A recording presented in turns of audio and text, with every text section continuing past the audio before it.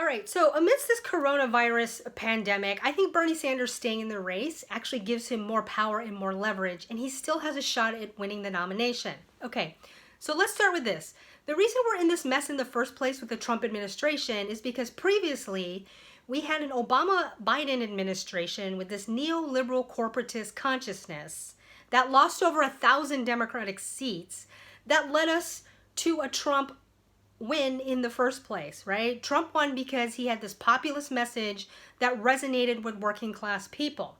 Now, with Bernie, the point of electing Bernie is not him the person, it's getting his administration in with this consciousness that puts the interests of people before corporations and billionaires.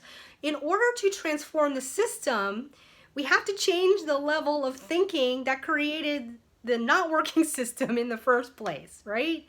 So that's what we're doing. We need a new consciousness, again, that puts people before corporations and billionaires. Now, do you think that a party that just 2 days ago told millions of people in 3 states to defy the CDC and all medical advisory and still go ahead and risk their lives to go to the polls just so Joe Biden, the establishment pick, could get more votes and a win?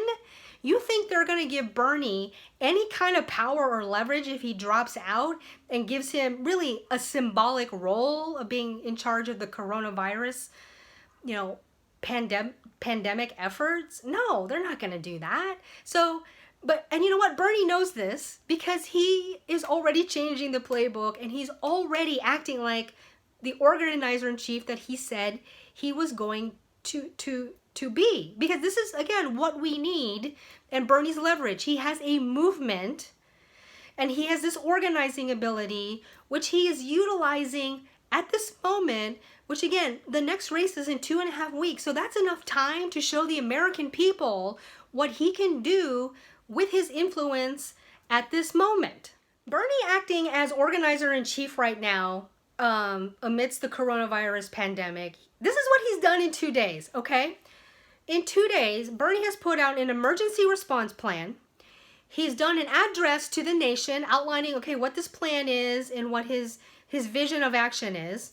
Today, he used his powerful email list to ask the public for ideas, their ideas, and then also to ask people for donations for multiple organizations who are helping the most vulnerable right now during this pandemic, okay?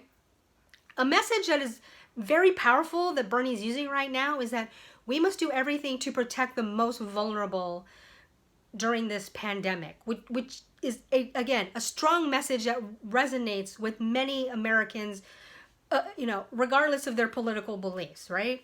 So we also have AOC with her mutual aid training that was so popular they had to shut it down with RSVPs because they had so many people. And now they're training people on how to organize around coronavirus emergency efforts, okay? So right now, and then there's also the 9 organizations, the People Power for Bernie, that has over 2 million members.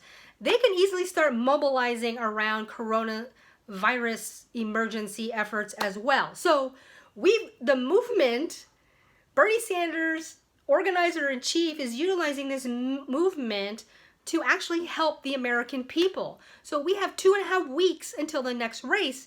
That is plenty of time, because if anything, this race and pandemic has showed us that things can change on a dime.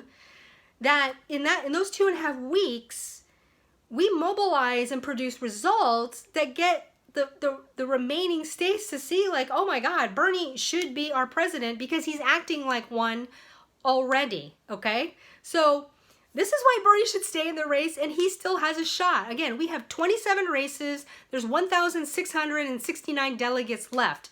There's still a chance. Is it a Hail Mary? It is. But you know what? We're dealing with a fucking global crisis, so I say we go for it.